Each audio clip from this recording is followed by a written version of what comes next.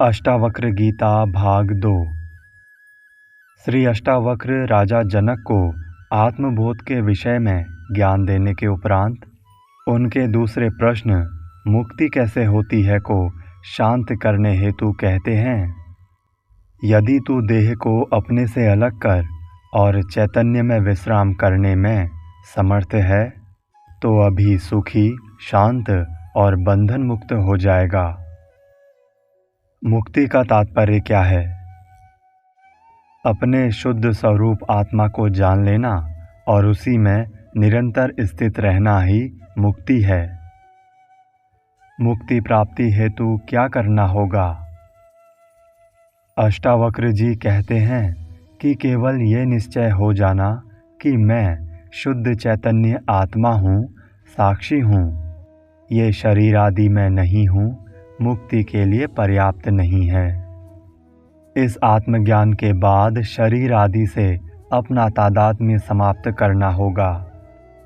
अपनी देह से आसक्ति छोड़कर उससे तादात्म्य तोड़कर पूर्ण रूपेण चैतन्य आत्मा में विश्राम कर मनुष्य सुखी, शांत और बंधन मुक्त हो सकता है। अष्टावक्र जी कहते हैं कि मुक्ति का कोई स्थान विशेष नहीं है और ना ही इसको प्राप्त करने के लिए कष्ट साध्य क्रियाएं ही करनी पड़ती हैं। केवल प्रत्यक्ष दर्शन से अपनी वास्तविक स्थिति को जान लेना है। इसी से अज्ञान की समस्त ग्रंथियां खुल जाती हैं, समस्त भ्रांतियां मिट जाती हैं। शिव गीता में अज्ञान रूपी हृदय ग्रंथि के नाश को ही मोक्ष कहा गया है। अष्टावक्र जी का यह स्पष्ट मत है कि आत्मा का कोई बंधन है ही नहीं। वो कर्ता ना होकर दृष्टा है और दृष्टा कभी कर्म बंधन में बांधता ही नहीं। सभी भोग कर्म, अहंकार, लोभ आदि शरीर एवं मन के धर्म हैं। जो अपने को आत्मा मानकर शरीर आदि से संबंध विच्छेद कर लेता है वो मुक्त है। श्री अष्टावक्र जी कहते हैं कि सृष्टि चैतन्य की अभिव्यक्ति मात्र है। सृष्टि अनित्य है, ये चैतन्य शाश्वत व नित्य है। यही मूल तत्व है। सृष्टि इसी के सृजन का परिणाम है। इस प्रकार चैतन्य का बोध हो जाना ही मुक्ति है। जो चैतन्य आत्मा में विश्राम कर ठहर गया है वही मुक्त है। मन, अहंकार, शरीर, चैतन्य और आत्मा की व्याख्या। श्री अष्टावक्र ने 3 सूत्रों में ही राजा जनक के तीनों प्रश्नों ज्ञान, मुक्ति एवं वैराग्य का स्पष्टीकरण देकर मुक्ति की विधि बता दी।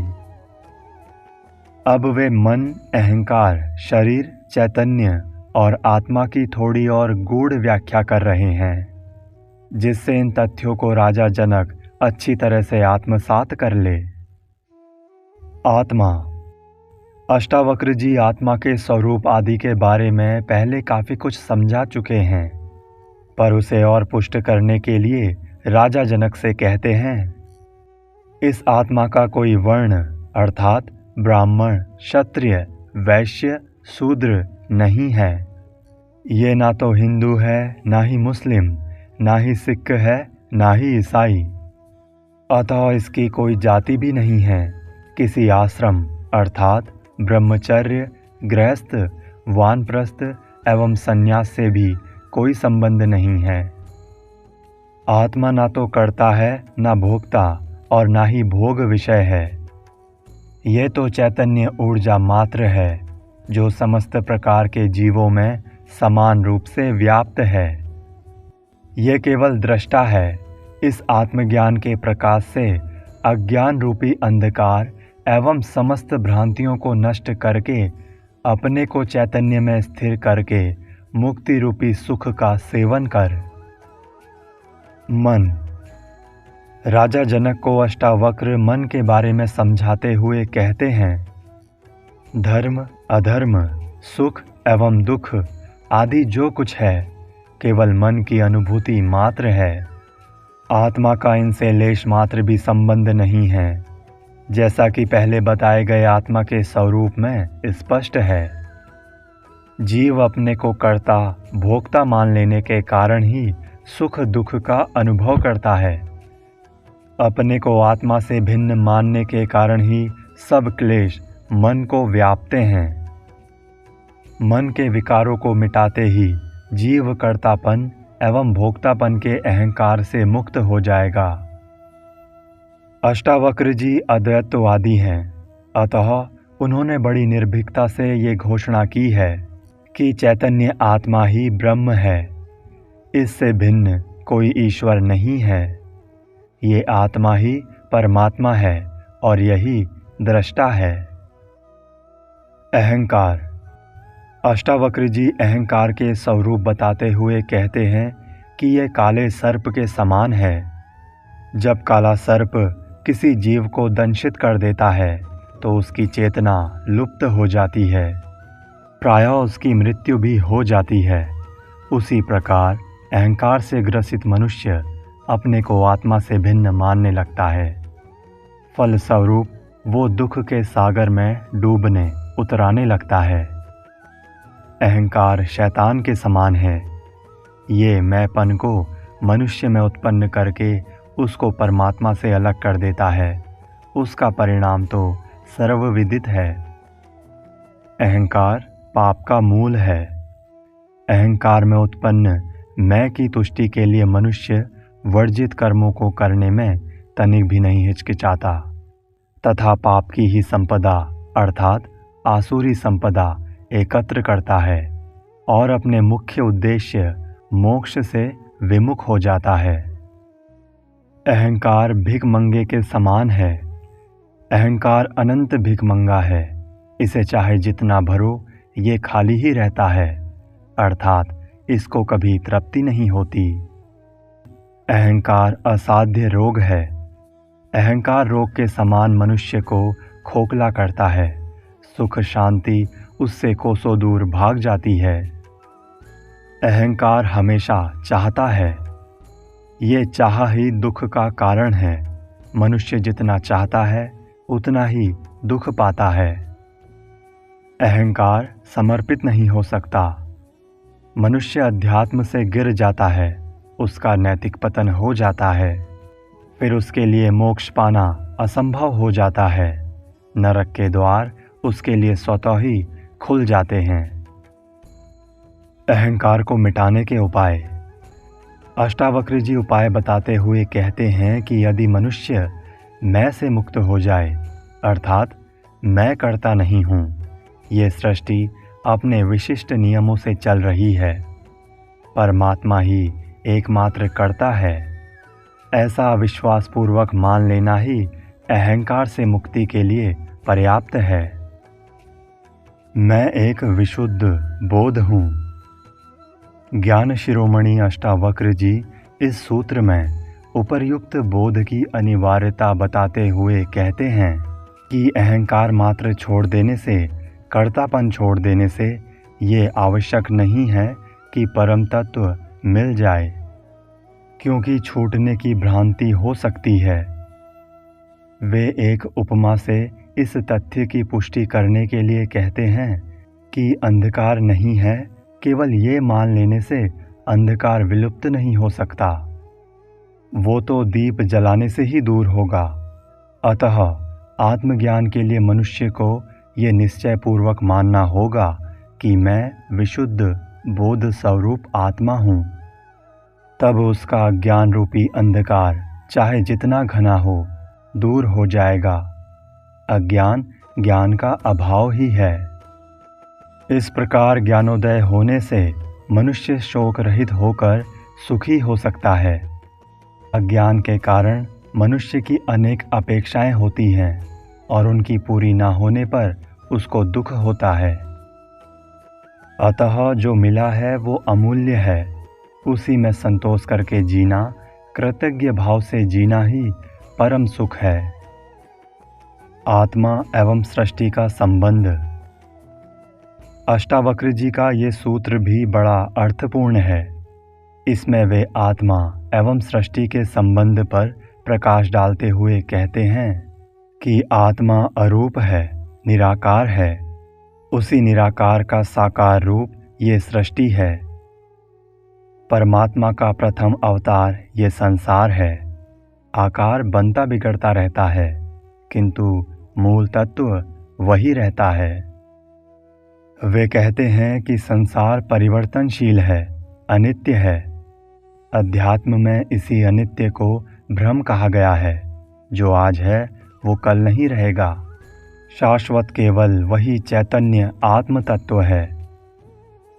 संसार के विषय में अष्टावक्र जी कहते हैं कि मनुष्य के मन में जैसे भाव होते हैं उसे संसार वैसा ही दिखाई देता है, किंतु संसार उससे भिन्न है। कुछ लोग कहते हैं कि ईश्वर की ये सृष्टि बहुत सुंदर है, पर कुछ को इसमें दुख ही दुख दिखाई देता है।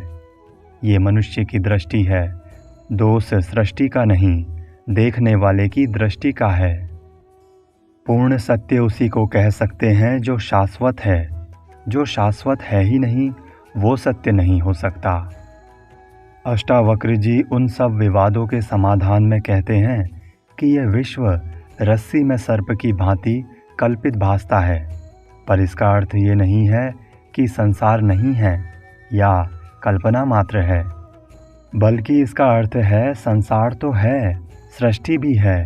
ये वन, पर्वत और नदियाँ आदि भी सभी हैं, किंतु इनसे सुख की आशा करना मृग मरीचिका के समान है, जो कभी मिल नहीं सकता। वास्तविकता ये है कि मनुष्य की जितनी सुविधाएं बढ़ी हैं, उतना ही वो अधिक दुखी हुआ है, उसका नैतिक पतन हुआ है। जितना ज्ञान बढ़ा है, उतना ही अज्ञान भी बढ़ा है। जितने साधु संत, मंदिर, मस्जिद, गुरुद्वारे बड़े हैं, उतना अधर्म भी बढ़ गया है। क्या कारण है इसका? किसी के पास इसका उत्तर नहीं है। केवल अध्यात्म ही इसका उत्तर और समाधान दे सकता है। वो ये है कि इस सृष्टि में, इस संसार में उन भोगों में सुख ढूंढना मूर्खता है, क्योंकि बाह्य वस्तुओं में सुख है ही नहीं। वो सुख का सागर, वो आनंद का सागर तो मनुष्य के अंदर ही है।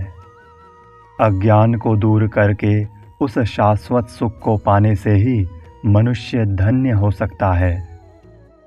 रस्सी को सांप समझकर आज हर मनुष्य उसके डर से भागा जा रहा है।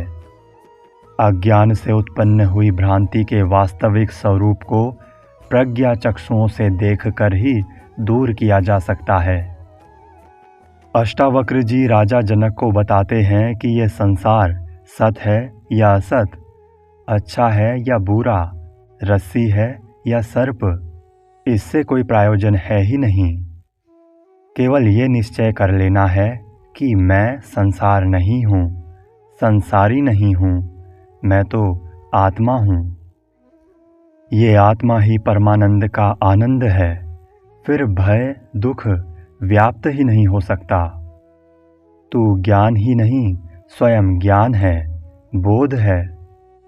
इस आत्मज्ञान से सारे संशय मिट जाएंगे, भ्रम दूर हो जाएगा।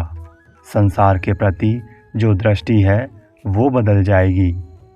ज्ञान होने पर इस काल्पनिक भय का अंत हो जाएगा। जैसी मति वैसी गति।